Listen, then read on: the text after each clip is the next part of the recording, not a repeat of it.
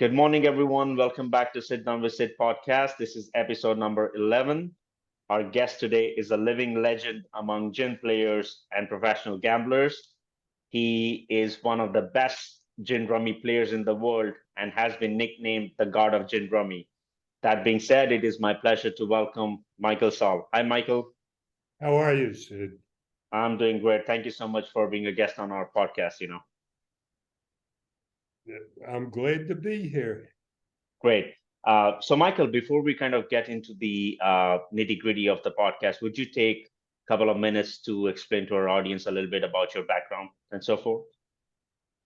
Well, 1 minute history. When I was young, I hung around pool rooms, which is all gambling. That's what pool rooms are all about. And I went in the Army. And from there, I quit high school. I got a college degree, though. I was able to take a test in the Army that qualified me for a high school diploma and then college. And after college, I went to law school for lack of any direction, and a club opened up in the Philadelphia area where I was raised that had the wealthiest guys in Philadelphia and all self-made guys, and it was all men.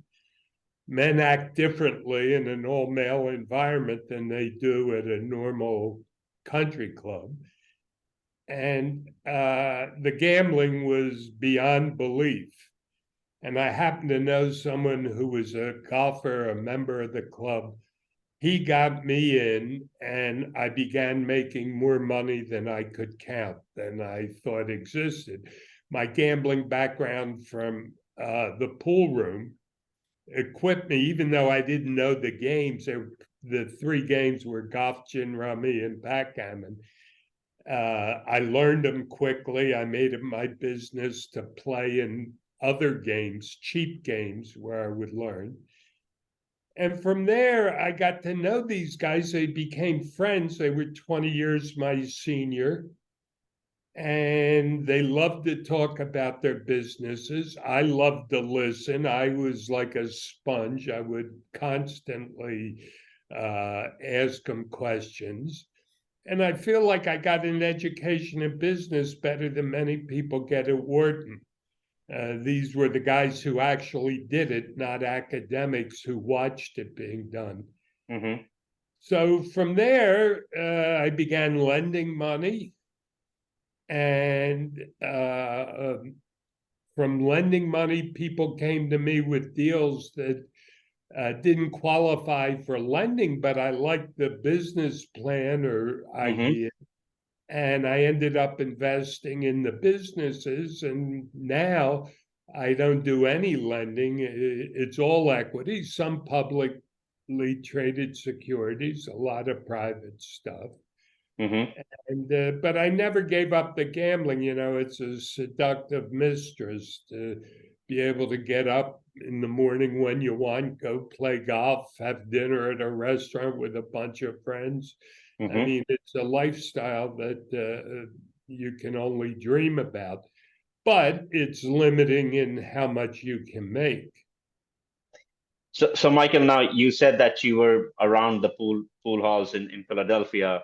Now, how did the love of especially playing gin rummy came about? Was it the attraction of making more money, or was it you tried and you kind of liked the game? How did that love came about? When I went to this club, I learned backgammon first, and I knew I played a little golf. I wasn't very good, but I saw that for every backgammon player at the club, there were 10 gin rummy players. And I just thought I should learn. I mean, there was opportunity there. I knew I could learn well enough to beat the players there. They weren't professionals. They were business people doing it for entertainment. so I focused on it, but although I was a consistent winner there, and when I went to New York and started playing in New York, when I wrote my book, I elevated my game by 3, 4, 5 levels. Mm-hmm. The reason was I thought through every detail. I didn't want to make any mistakes, and I realized Mm-hmm. many of the things I was doing were wrong. Mm-hmm. And I figured out what was right. So, I mean, and I might have been the best player in the world, I don't know. But whatever I was that much better after writing the book. That was over 20 years ago that I wrote it. Mm-hmm. And it's, my one-loss record, I guess, tends to confirm my rating. So, I mean, I think, correct me if I'm wrong, your book, it was Gin Rummy, a Predator's Guide. I think you had all around 1,100 copies and you were all sold out, because I am unable to find anywhere online now. Yeah, they sold out. Now I had his second printing, and they've been selling pretty well, in part because of, say, a couple of podcasts I was on, like yours. Mm-hmm. These are far-reaching communication tools. Right. And they've just, I've gotten people from all over the world.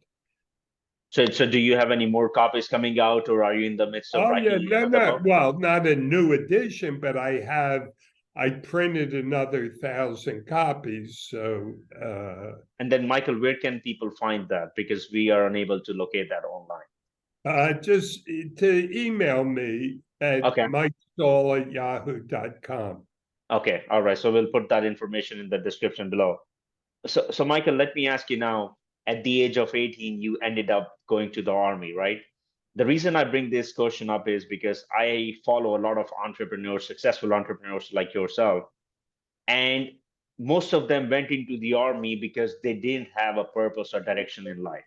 And they have stated that if you want to get your life straight, go to Army. Do you agree with that? And how much did that play a role in your life? In my case, that is the gospel. When I was in the pool room, I was living out on the street. I'd left my parents' house when I was 15. I was making my living hustling pool. Mm-hmm. But I was a slob. I never completed cycles. My ethical standards were lax, to say the least. I just had no direction. Most of the people I was hanging around ended up in jail, or certainly didn't do very well in life. But Vietnam was going on, and if I had been drafted, and I was ripe for the draft, I mean, there were exemptions if you were married, if you were in college or whatnot. I was none of the above. So I knew I would be drafted on or near my 18th birthday. So when I was 17, I joined a reserve unit, which gave me less of a chance of going to Vietnam. And it was nothing short of phenomenal.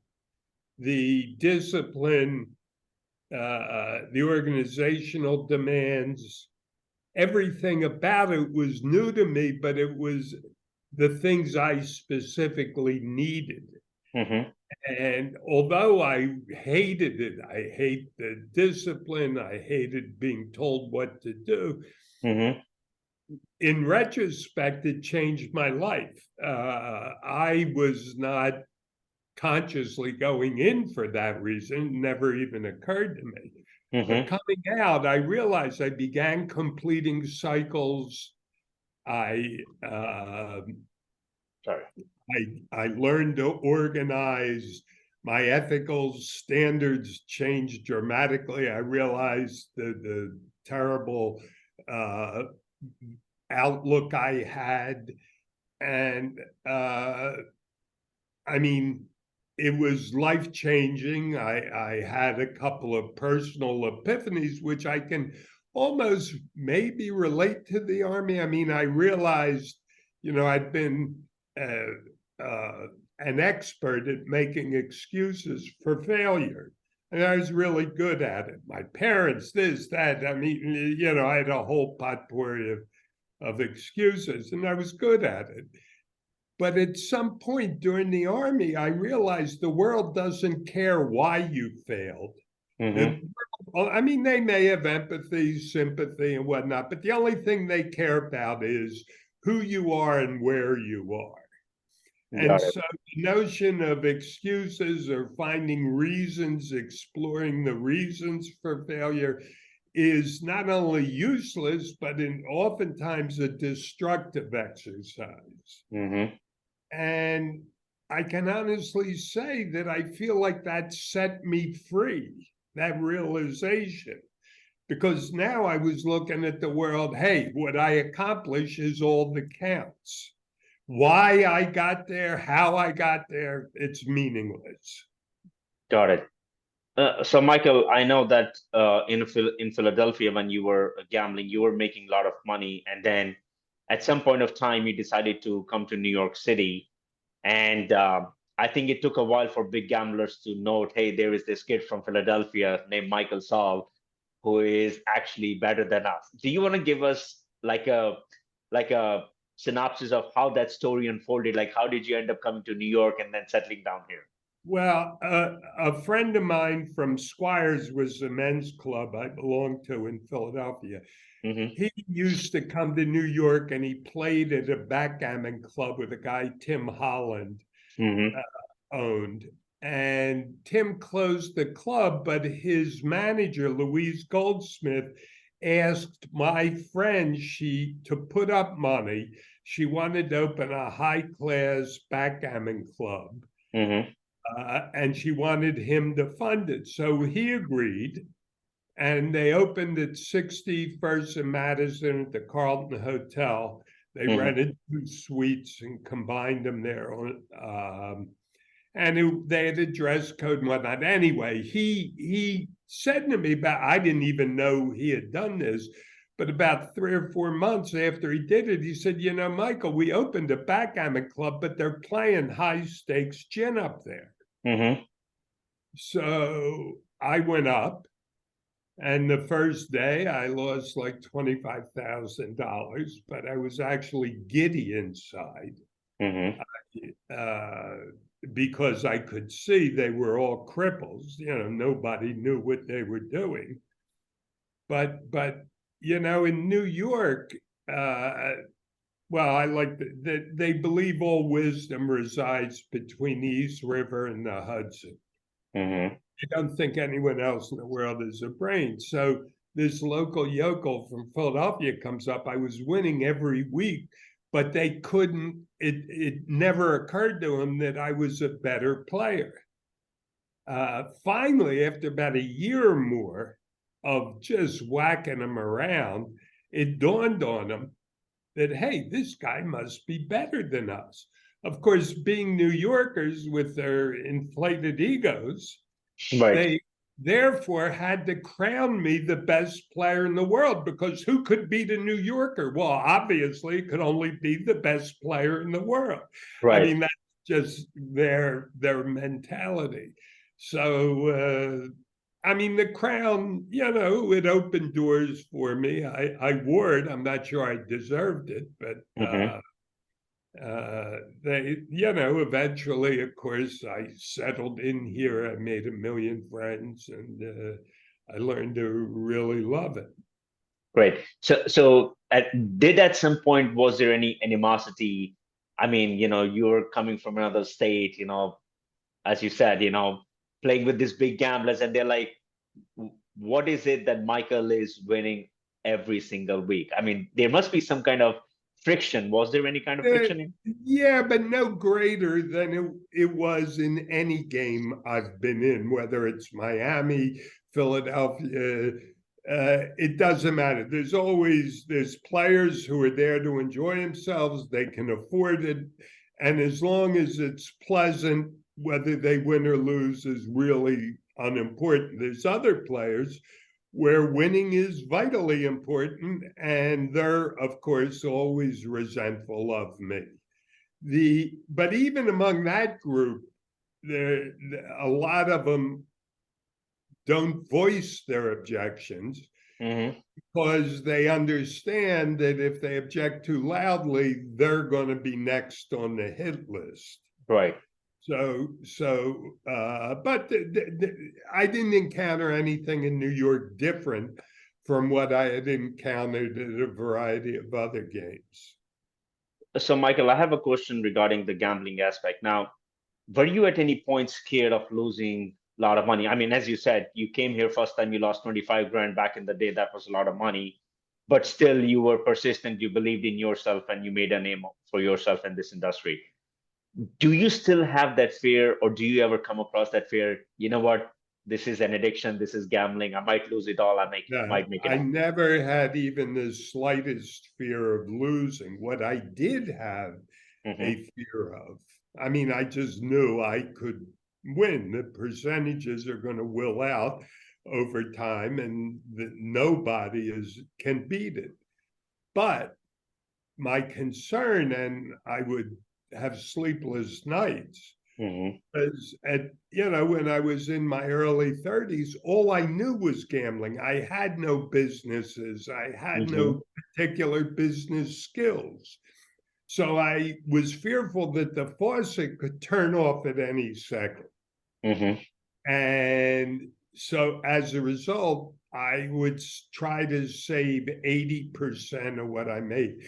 And in fact, if I rarely had a losing week, but if I had a losing week, I would stop spending money. I mean, I would just flat out, I'd make up for that loss through cutting my expenses. Now, as luck has had it, I was able to get into business. And so the gambling, it used to be 99% of my income. Now it's 1%. It's great you brought that point up, because as you said, at some point of time, that faucet can turn off, and then all you knew was gambling, right? If you have no other skill set, that's why there are very few gamblers. There's a handful, but most gamblers, no matter how skilled and whatnot, eventually tap out. They go broke. There's differences. I mean, the key to gambling isn't so much becoming a great player. It's social.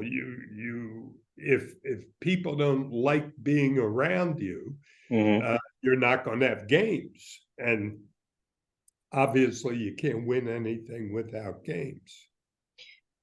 So Michael, at one point you had also mentioned, I came across this, you said that you can make more money in New York City by accident than you can make on purpose. Do you mind sharing your ideology behind that statement? Because you have to be the first person I've ever heard say that. When I first got here, I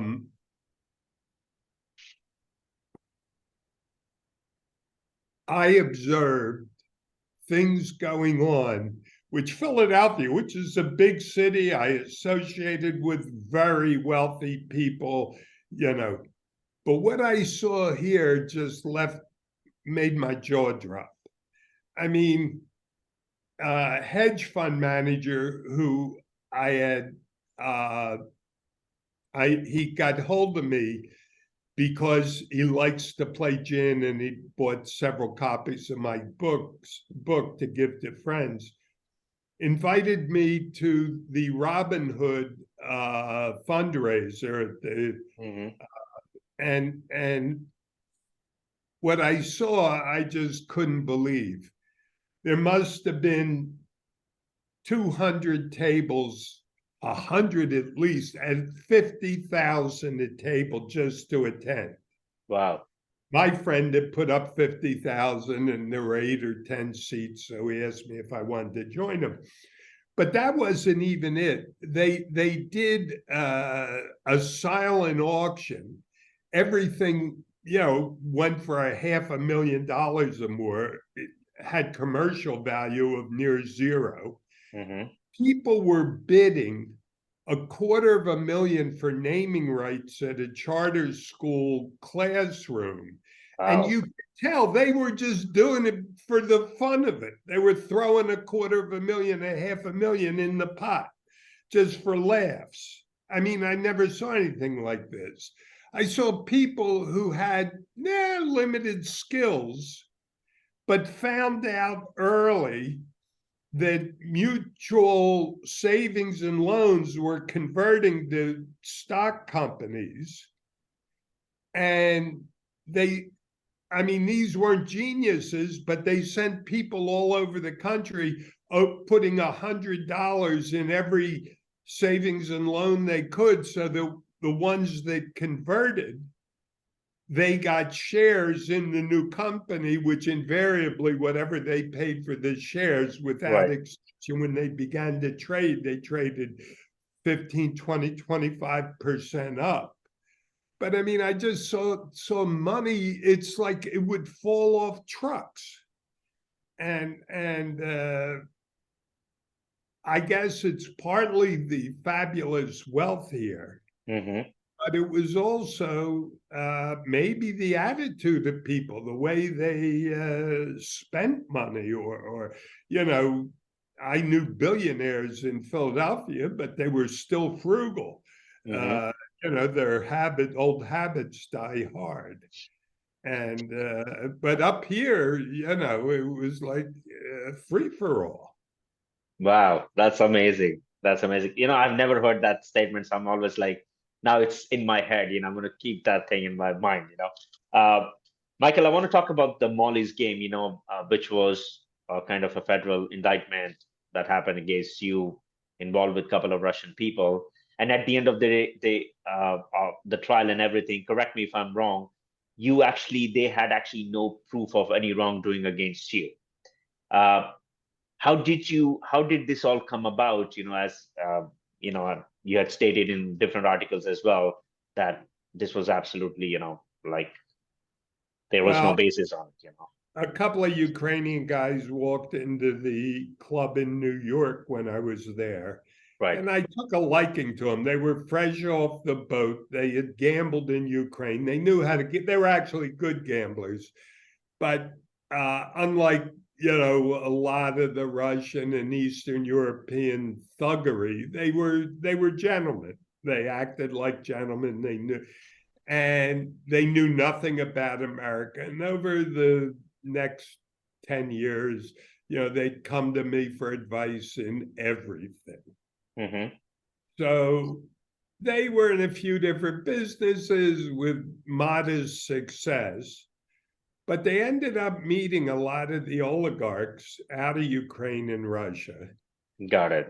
And they were booking soccer bets for these guys, and eventually grew to where, I don't know what they made, $50, $100 million. They were booking $500,000, $1 million bets per game. And I always believed what they were doing was legal because all their customers were in Eastern Europe or Monaco. Mm-hmm. So it's illegal to book bets in the United States unless you have a license.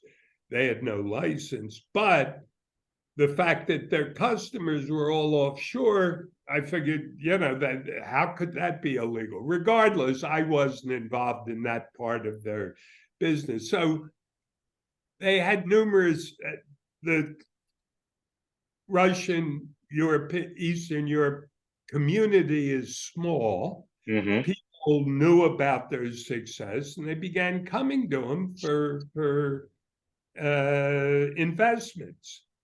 And they would approach me, ask me what I thought of this or that. As luck would have it, it was partly luck for sure.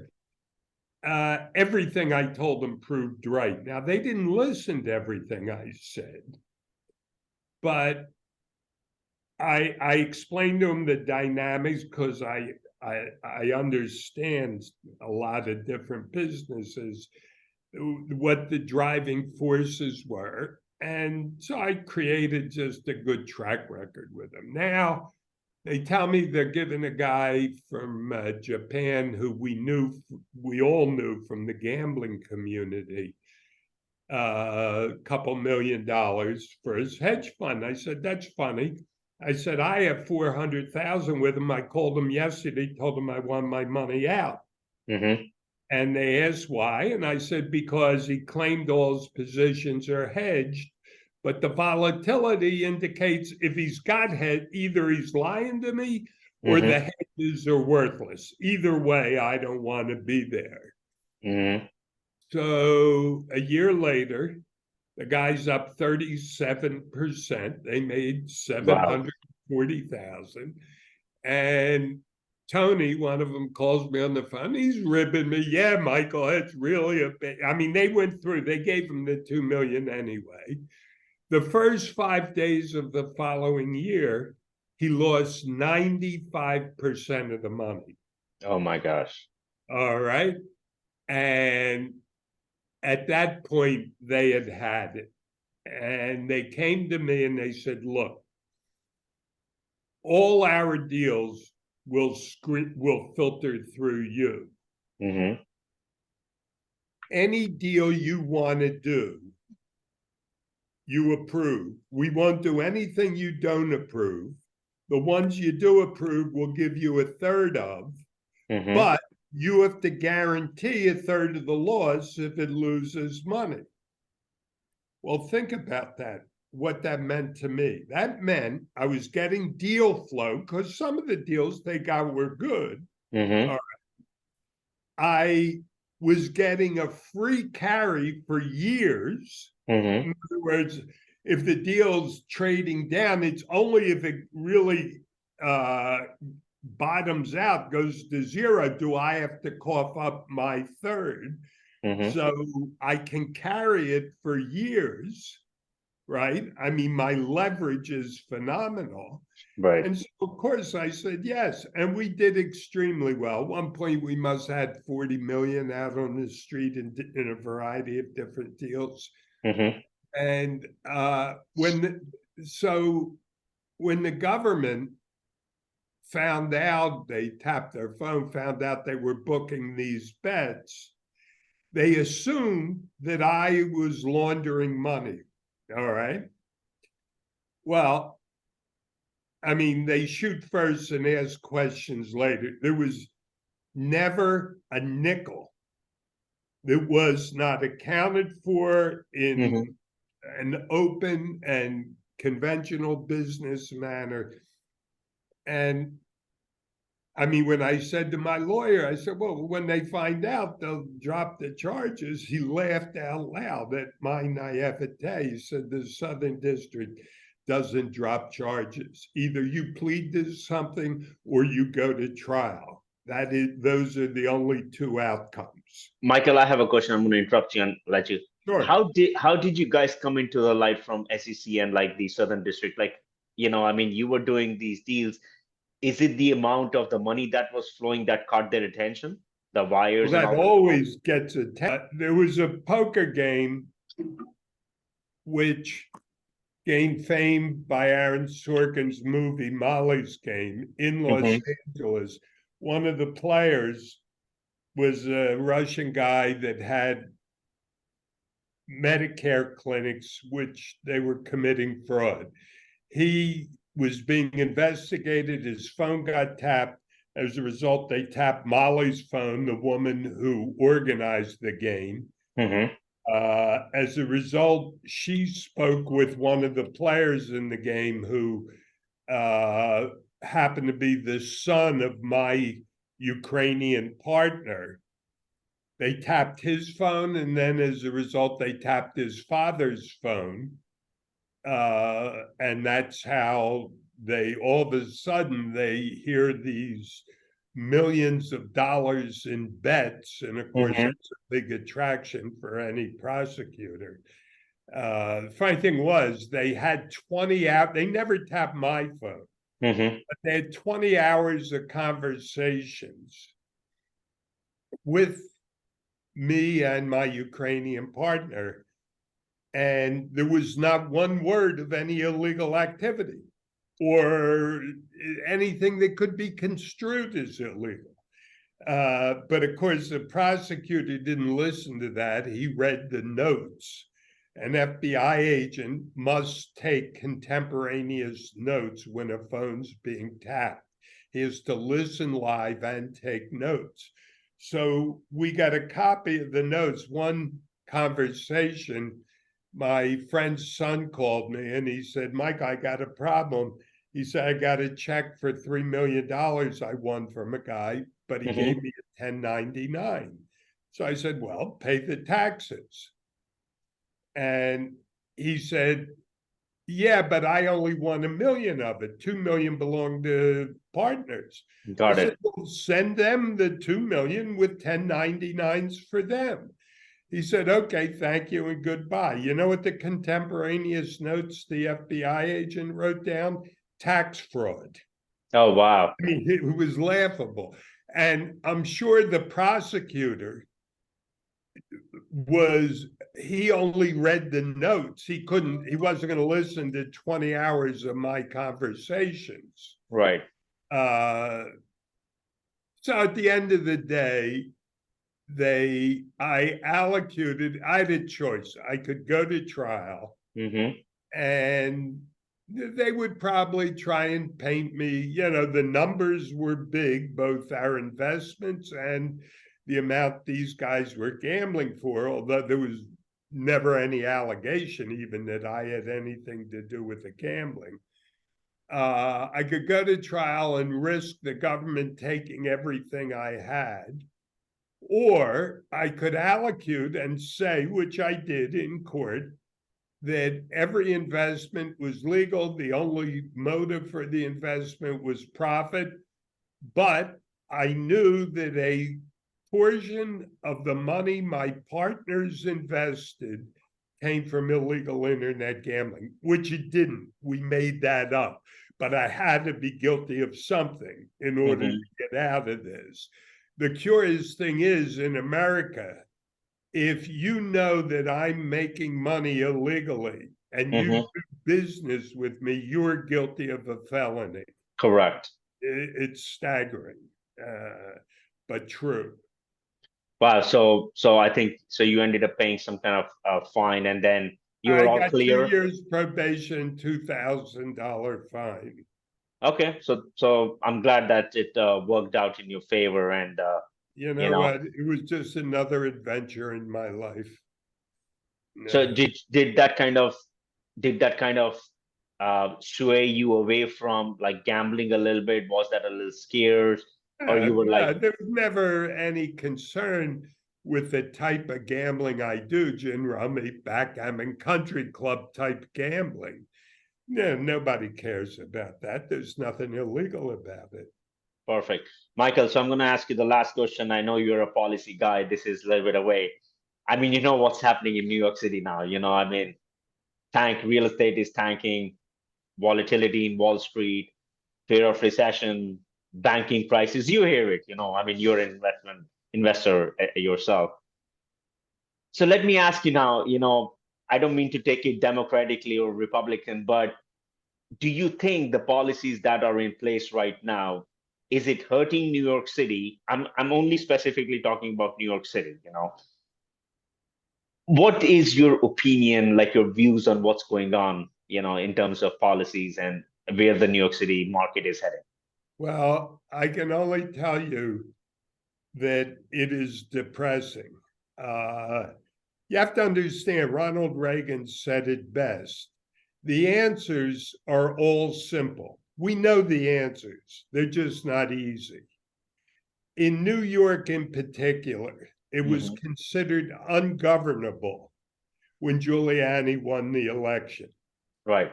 Giuliani applied the broken windows theory on crime, which says go after the small crimes and the big crimes will moderate, they'll come down. Heather McDonald wrote several books but she points out quite properly that the answer to crime, I mean, obviously the number one biggest answer is broken homes. Right. No father in the household. But that's the solution there, very different. The answer to policing and crime is the punishment has to be certain and swift. It doesn't have to be severe. Politicians, when there's a crime, they lengthen the sentences. That doesn't do any good. The answer is make people know there's a price to pay when you jump a turnstile, when you walk out of Bloomingdale's with a sweater shoved under your coat. It's not that you have to lock them up for 5 years, but they must pay a price. And Giuliani took what was considered an ungovernable city and made it a shining city on the hill. Correct. I mean, the crime rate, the real estate values, the quality of life, there's nothing in New York that did not improve. Bloomberg, although a bit quirky, the trans fat mayor who's, he has a lot of shortcomings, but at least in a general way, he pursued Giuliani's policies, and New York was at peace for Giuliani's 8 years and for his 12. Right. Now, you would think that voters would understand that. Instead, they elect de Blasio, who takes them right back to the bad old days, and you're seeing the result now with crime and with real estate values and with the exodus from New York. But this time, New York, and then Adams, who's no better than de Blasio, you will see it may never recover. All the cultural institutions which were funded by the billionaires, they're going to lose funding. It's all going to Texas, Miami, and the South. Yeah. Where you can walk out of your house and not worry about being mugged. And that money, if you think about it, New York City, I believe last year lost $21 billion in tax revenue from people who moved out. And they're not coming back. You're going to see the cultural centers of Miami and Austin and Dallas grow exponentially. And the hospitals. New York was a great medical center and still is. But I believe that their failure to enforce the law, their progressive woke ideas, are going to corrupt all the cultural, medical, all the great institutions that they have. And it's shameful. It's shameful. It's not as if this is a COVID crisis that came out of nowhere. That nobody could prevent against. Correct. This was easily just remember what Reagan said. It's so true. The answers are all simple. They're just not easy.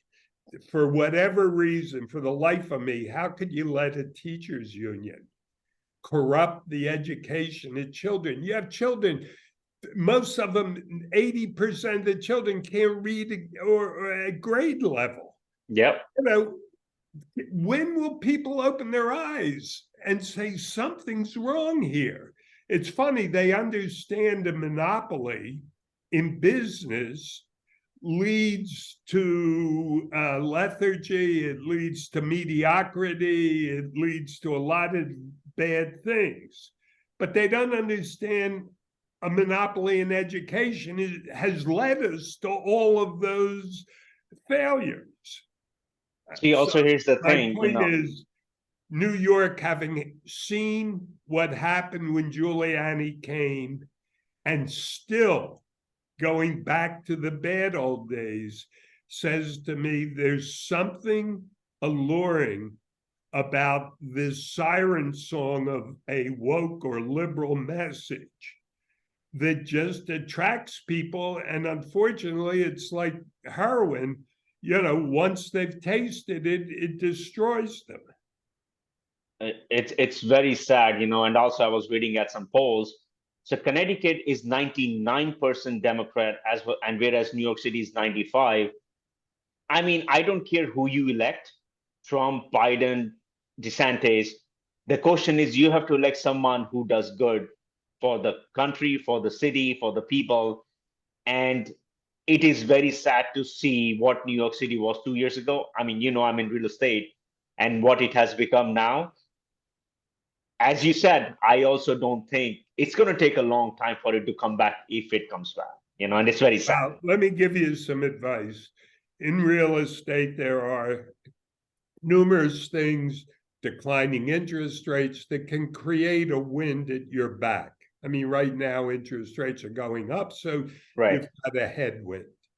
And you can make money, given the right deal, anywhere. Right. But if you go to Florida, if you go to Texas, if you go to Tennessee, you've got a wind at your back. If you try to do deals in New York, you've got a gale force wind in your face. I mean, they changed laws, which I knew a guy had a $50 million portfolio of rent-controlled apartments, but they were right near the limit where they were going over $2,500 a month, and rent control would be dropped. City Council passed a law saying that they're staying under rent control. His $50 million became worth 25 overnight, Wow. maybe less. Just overnight, because they passed this crazy rent control law. That is What they insane. do in the woke society. See California for details. Well, Michael, let's hope for the best. I know we have your busy schedule, so I'm gonna finish this podcast. Sorry to our audience for the couple of glitches we had on our end. And Michael, we want to thank you very much for being our guest. You're very wise. I look up to you, for a lot of things. And once again, from the bottom of my heart, I want to thank you for being here. Yeah, I enjoyed it, and maybe we'll do it again sometime. Thank you so much, Michael. You have a great day, sir. Have a good day. Bye-bye, sir. Bye-bye. So.